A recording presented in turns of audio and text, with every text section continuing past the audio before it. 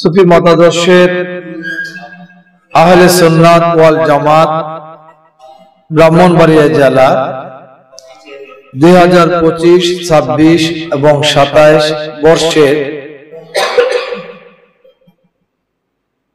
ব্রাহ্মণবাড়িয়া জেলার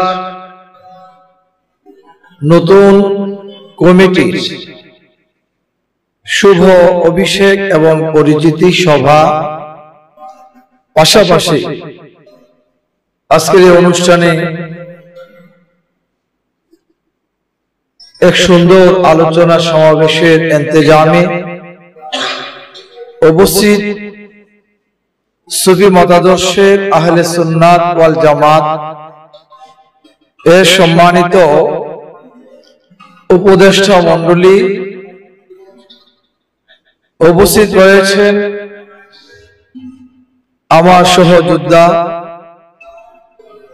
যারা সুফি মতাদর্শের আহলে সুন্নাত ওয়াল জামাতের সম্মানিত সহ সভাপতি বৃন্দ, অত্র সংগঠনের সম্মানিত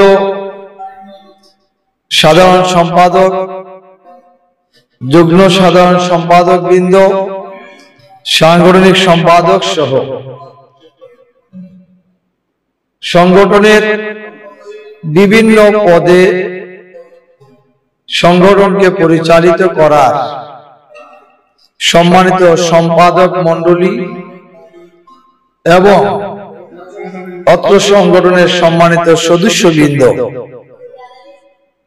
আমি আমার অন্তরের অন্তঃস্থল থেকে আজকের এই অভিষেক অনুষ্ঠানের শুভেচ্ছা বক্তব্যে আমি অধম গুনাহগার সৈয়দ নাঈমউদ্দিন আহমদের পক্ষ থেকে আপনাদের সকলের প্রতি আন্তরিক মুবারকবাদ এবং শুভেচ্ছা এবং সালাম। আসসালামু আলাইকুম ওয়া রাহমাতুল্লাহি ওয়া বারাকাতুহু। মহান রব্বুল ইজ্জতের আলিশান দরবারে কালিমাতুর শুকর আদায় করছি যে মহান রব্বুল আলামিন আমাদেরকে এই কঠিন ফিতনা এবং ফ্যাসাদের জামানায় একটি হক দলের সাথে সম্পর্ক রেখে সুসংগঠিত অবস্থায় দ্বীনের খেদমতে আল্লাহর রাসূল সাল্লাল্লাহু তাআলা আলাইহি ওয়া আলিহি ওয়াসাল্লাম এবং তার প্রিয় আহলুল বাইত আলাইহিমুস সালাম গণের গোলামিতে মহান রব্বুল আলামিন আমাদেরকে কবুল করেছেন। সেজন্য রব্বুল ইজ্জতের আলিশান দরবারে কালিমাতুশ শুকর আদায় করে বলছি আলহামদুলিল্লাহ। শুকরিয়া জ্ঞাপন করছি আমরা যারা সুফি মতাদর্শ আহলে সুন্নাত ওয়াল জামাতকে নিজের মন থেকে গ্রহণ করেছি এবং এই সংগঠনকে পরিচিত এবং পরিচালিত করার জন্য বাংলাদেশের 64 জেলার মধ্য থেকে একটি উর্বর জেলা আমাদের প্রাণের ব্রাহ্মণবাড়িয়া জেলাতে সুফি মতবাদ ওলিয়া আউলিয়াদের আদর্শকে এই জেলার প্রতিটি মুসলমানদের রন্ধ্রে রন্ধ্রে আদর্শকে পৌঁছে দেওয়ার মতো একটি সুসংগঠিত সংগঠনকে সামনে এগিয়ে নিয়ে যাওয়ার মতো মহান আল্লাহ পাক রব্বুল আলামিন আমাদেরকে তৌফিক দান করেছেন। সবাই বলি আমিন। সম্মানিত উপস্থিতি, আজ 31শে জুলাই 2025 ইং রোজ বৃহস্পতিবার এই অভিষেক অনুষ্ঠানে আগত সম্মানিত সুফি মতাদর্শ আহলে সুন্নাত ওয়াল জামাতের সম্মানিত প্রাণস্পদ আমার ভাই এবং বন্ধুগণ, আমি আপনাদেরকে বলবো আল্লাহর রাসূল সাল্লাল্লাহু তাআলা আলাইহি ওয়া আলিহি ওয়াসাল্লামের ইন্তেকাল শরীফের পরে মুসলমানদের মধ্যে বিভিন্ন সময় অদ্যাবধি পর্যন্ত বিভিন্ন প্রকার ফিতনা এবং ফাসাদের আবির্ভাব হয়েছে। কোন ফিতনা ফাসাদের আবির্ভাব হইতো না যদি আল্লাহর রাসূল সাল্লাল্লাহু তাআলা আলাইহি ওয়া আলিহি ওয়াসাল্লাম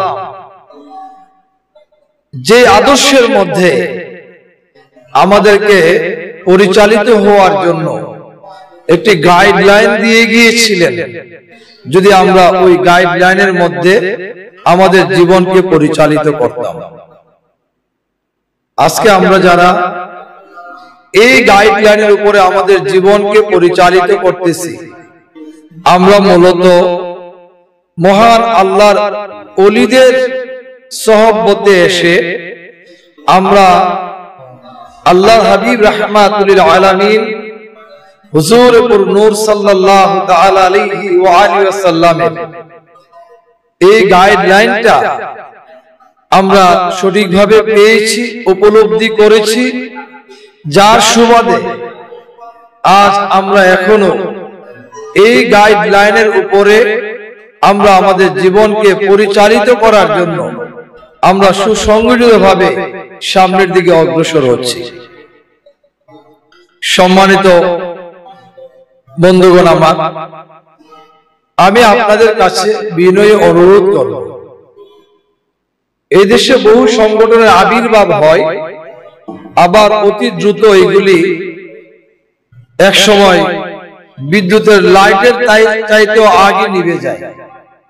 তার পিছনে কারণ, যদি সংগঠনের মধ্যে অসংগঠিত লোক থাকে তাহলে মূলত সংগঠন সামনের দিকে অগ্রসর হয় না। বিশেষ করে আমরা যারা সুফি মতাদর্শের আহলে সুন্নাত ওয়াল জামাতের আকীদা আদর্শের উপরে আমরা যারা বিশ্বাস করি, আমি আপনাদেরকে প্রথমে অনুরোধ করব, জীবনের সবচাইতে বড় যে কর্মটা, সেই কর্মটা হলো সময়কে মূল্যায়ন করা। সময়কে, কারণ আল্লাহর রাসূল রাসূল সাল্লাল্লাহু তাআলা আলাইহি ওয়াসাল্লামের প্রিয় সাহাবায়ে কেরামদেরকে নিয়ে যুদ্ধের ময়দানে যাইতেন না? যুদ্ধের ময়দানে যাইতেন। তো যুদ্ধের ঠিক হলো এমন তারিখ, এতটা সময় যুদ্ধ সংগঠিত হবে। এখন আল্লাহর রাসূল যদি কয়েকজন সাহাবী নিয়ে ওই ময়দানে যান, আর প্রতিপক্ষ ইহুদিরা যদি হাজার হাজার থাকেন, তাদের মোকাবেলায় টিকে থাকা সম্ভব? তাহলে আমাকে সময় মোতাবেক পূর্ণ প্রস্তুতি নিয়ে সেখানে উপস্থিত হইতে হবে। কিন্তু আমরা পারি না, কারণ আমরা বিশেষ করে সুফি পীর মাশায়েখরা আমাদের দেশে আমরা যারা আছি, আমাদের এই সুফি শব্দের সাথে আমরা যুক্ত আছি, কিন্তু আমাদের ভিতরে এত বেশি অলসতা, যে অলসতা থেকে আমরা কাটিয়ে উঠতে পারতেছি না। আমরা এখনো বিলাসিতায় খুঁজতেছি। নাউজুবিল্লাহ। সুফিদের তো বাবা কোনো বিলাসিতা নাই। বিলাসিতা আছে? আমাদের তো কোনো বিলাসিতা নাই। আর বিলাসিতা আমরা করব, আমরা বিলাসিতা করব সেই ময়দানে হাসরে গিয়ে, ঠিক কিনা? আমরা বিলাসিতা করব কোথায়? ময়দানে হাসরে গিয়ে। যদি ওই বিলাসিতা করার কর্মটা যদি আমরা আলমের দুনিয়াতে করে যাইতে পারি, আপনাদেরকে আমি বিনীতভাবে অনুরোধ করব, আপনারা যারা আজকে এই সুফি মতাদর্শ আহলে সুন্নাত ওয়াল জামাতের আজকের এই সুন্দর অভিষেক অনুষ্ঠানে আপনারা অংশগ্রহণ করেছেন, আমি আমার কমিটির সমস্ত ভাই বন্ধুদেরকে বলবো, আপনারা আমি অধম গুনাহগারকে একটা বড় দায়িত্ব দিয়েছেন, যে দায়িত্বটা পাওয়ার বা সেই দায়িত্বটা সঠিকভাবে পালন করার মতো আমার সামান্য যোগ্যতা নাই, কিন্তু তারপরেও আপনারা আমাকে সেই দায়িত্বটা দিয়েছেন যেন আপনাদেরকে নিয়ে আমি আমার কাজ যেন ভালোভাবে করতে পারি। আমি আপনাদের কাছে প্রথমেই সাহায্য এবং সহযোগিতা কামনা করছি। আপনারা যেন অন্ততপক্ষে এই গুনাহগারকে যেন আপনাদের সাহায্য এবং সহযোগিতা যেন পিছন থেকে, দূর থেকে না হয়, সেটা যেন আমার পাশে এসে আমাকে সেই সহযোগিতা করেন। আমি আপনাদের কাছে সেই কামনাটা করছি। শুভেচ্ছা বক্তব্য আমাকে আপনারা বলেছেন, আমি বক্তব্যের শুরুতে আল্লাহর পবিত্র কালামুল্লাহ শরীফ থেকে এক টুকরা আয়াতে পাক তেলাওয়াত করেছি। মহান মালিক দয়াময় তার পবিত্র কালামুল্লাহ শরীফের মধ্যে আয়াতে পাক তেলাওয়াত করেছেন, বিসমিল্লাহির রহমানির রহিম, ওয়া তাসিমু বিহাবলিল্লাহি জামিয়া ওয়া লা তাফাররাকু। আল্লাহ পাক রব্বুল আলামিন বলেছেন, তোমরা আমার রুজ্জুটাকে, আমার জোরে বলুন, আমার রুজ্জু বা রশিটাকে শক্তভাবে ধরে রাখো, ওয়ালা তাফাররাকু, তোমরা একে অপর থেকে আলাদা হও, তোমরা একে অপর থেকে আলাদা হও। এখন আমরা কিন্তু একে অপর থেকে এই আলাদা মনোভাবের কারণে আজকে আমাদের এই আদর্শের কাজগুলি করতে গিয়ে আমরা অনেকটা পিছিয়ে পড়েছি। এখন আমরা অনেকেই আছি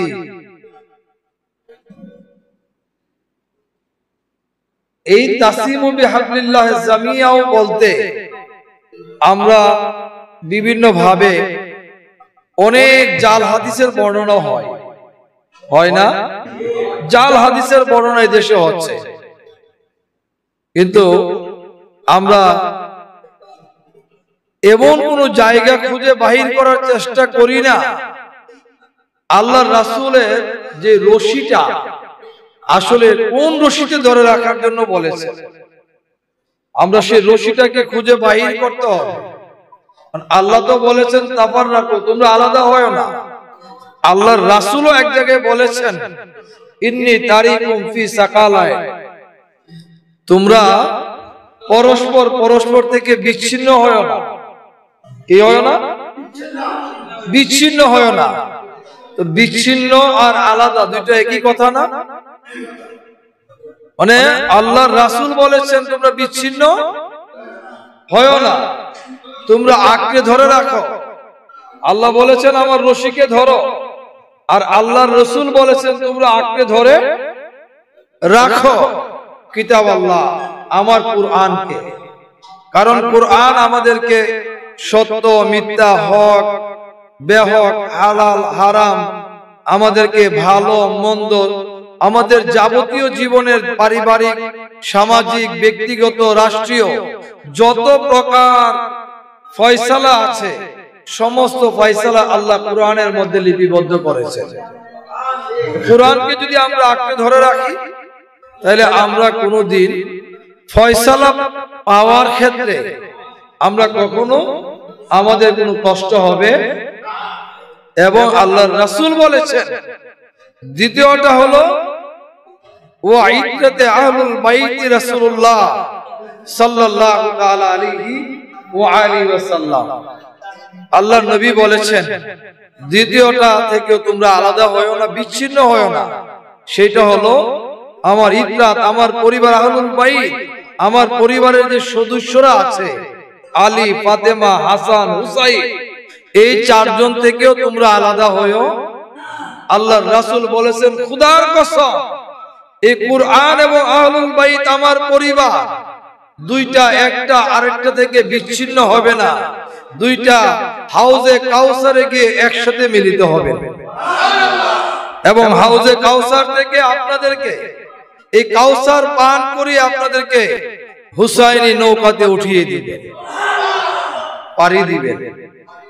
আমরা আজকে সেই আদর্শ শিক্ষাটা আমাদের সমাজ থেকে বিভিন্ন বাতিল মতাবলম্বী প্রতিষ্ঠিত হয়ে সত্যটাকে গোপন করে আমাদেরকে বিভিন্ন ভাবে ঘুড়ির মতো আমাদেরকে নাচাচ্ছে।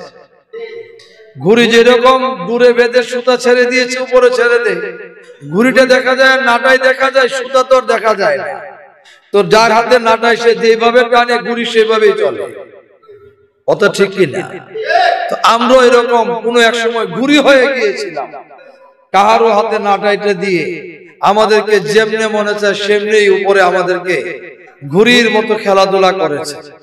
আমরা আর ওই ঘুড়ির ভূমিকায় না গিয়ে আল্লাহ এবং তার রাসূলের শিক্ষার ভূমিকায় আমাদের জীবনকে পরিচালিত করতে হবে, কথা ঠিক কিনা? মূলত সুফি মতাদর্শে আহলে সুন্নাত ওয়াল জামাতের আকীদা আদর্শ আমাদেরকে সঠিকভাবে অনুধাবন করতে হবে, আমাদের মাঝে সঠিকভাবে চর্চা করতে হবে এবং সুফি মতাদর্শ আহলে সুন্নাত ওয়াল জামাতের উলামায়ে কেরাম, মাশায়েখে আযম যারা আছেন ওনাদের কথাই শুনতে হবে। কারণ তাদের কথার ভিতরেই ইসলামের সঠিক কথা আছে, কথা ঠিক কিনা? তাদের কথার মধ্যে ইসলামের সঠিক কথা আছে, কোনো বানোয়াট গল্প নাই। কি নাই? বানোয়াট গল্প তাদের কাছে নাই। আমাদের দেশে আমাদের শায়খ মুস্তাক আহমদ পাঞ্জাতনী সাহেব আছেন, উনি হয়তোবা আরো একটু সুন্দর করে আপনাদেরকে গুছিয়ে কিছু কথা বলবেন আশা করি। ও আরো সম্মানিত পীর মাশেখ রা আছেন, উনি আমার চাইতে আরো সুন্দর করে আপনাদেরকে গুছিয়ে কিছু কথা বলবেন। তারপরে আমি আপনাদেরকে অনুরোধ করব, আমরা যেন যেই বন্ধনে আবদ্ধ হয়েছি আমাদের এই বন্ধনটা যেন অটুট থাকে। আমার দোষ থাকতে পারে, আপনার আরেক ভাইয়ের দোষ থাকতে পারে, আমাদের চলায়, কথায়, আমাদের আচরণে, বচনে, ভঙ্গিতে আমাদের ভুল থাকবে, ত্রুটি থাকবে। আমি আপনাদের কাছে দুহাত করজোর করে অনুরোধ করব, এই ভুলটাকে আপনারা সিদ্ধান্ত নেবেন না যে ভুল থেকে আমরা আলাদা হয়ে যাব, ভুলকে সংশোধন করার সিদ্ধান্তে যাবেন। আমার যদি কোথাও ভুল হয়ে যায়, আমি অসংশোধিত ব্যক্তি নয়, আপনাদের মতো বিজ্ঞজন যারা আছেন, জ্ঞানী গুণী যারা আছেন, আপনারা আমাকে সংশোধন করে আপনাদের ভাই হিসেবে পাশে রাখবেন। কিন্তু আমাকে যদি অসংশোধিত অবস্থায় রাস্তায় ছেড়ে দিয়ে আপনারা যদি ভিন্ন রাস্তায় চলেন, তাহলে আমি মনে করলাম যে আপনারা আপনাদের ভাইকে আপনাদের পাশে রাখতে ব্যর্থ হয়েছেন বা আমাকে ছেড়ে দিয়েছেন। আমি আপনাদের কাছে বিনীতভাবে অনুরোধ করব, আমি গুনাহগার বা আপনারা যারা এখানে আছেন, আমরা যেন পরস্পর পরস্পর ভাই ভাই হিসেবে, এক ভাই আরেক ভাইকে আমাদের ভুল ত্রুটিগুলিকে সমাজে কথোপকথন না করে আমরা পরস্পর পরস্পরকে সংশোধন করে দিয়ে আমরা যেন আমাদের এই ঐক্যের প্ল্যাটফর্মটাকে যেন আমরা শক্তিশালী একটি প্ল্যাটফর্মের ভূমিকায় নিয়ে যাইতে পারি, সেই কাজটা যেন আপনারা আমরা সকলে মিলে করতে পারি। আমরা একে অপরকে সেইভাবে সহযোগিতা করে ইনশাআল্লাহ আমরা সামনের দিকে এই উর্বর ব্রাহ্মণবাড়িয়াকে সুফি মতাদর্শের আহলে সুন্নাত ওয়াল জামাতের আদর্শের যত প্রেমিকরা রয়েছেন, যত সদস্যরা রয়েছেন, যেখানে যে অবস্থায় আছেন, তাকে আমাদের ভাই হিসেবে আমাদের পাশে আনার সর্বপ্রকার প্রচেষ্টা আমরা গ্রহণ করব ইনশাআল্লাহ। সেই প্রচেষ্টায় আপনারা আমাকে এবং আমার ভাইদেরকে, বন্ধুদেরকে আপনারা সকলে সহযোগিতা করার জন্য আমি আপনাদের কাছ থেকে পূর্ণ আশা করছি এবং আপনারা এই আশ্বস্ত করবেন আশা করছি। এবং আগামী দিনে যেন যে দায়িত্বটুকু আমাকে এবং আমার ভাইদেরকে আপনারা দিয়েছেন, আমরা যেন ভুল ত্রুটির ঊর্ধ্বে গিয়ে আমরা যেন আমাদের দায়িত্ব, এই পবিত্র দায়িত্ব যেন আমরা সঠিকভাবে পালন করতে পারি। আপনাদের এই আমানতের জন্য আমাদের মাধ্যমে কোনো প্রকার খেয়ানত না হয়, সেই দোয়া আপনাদের কাছে কামনা করে আমি আমার অগোছালো বক্তব্য এখানে সমাপ্ত করছি। আসসালামু আলাইকুম ওয়া রাহমাতুল্লাহি ওয়া বারাকাতুহু।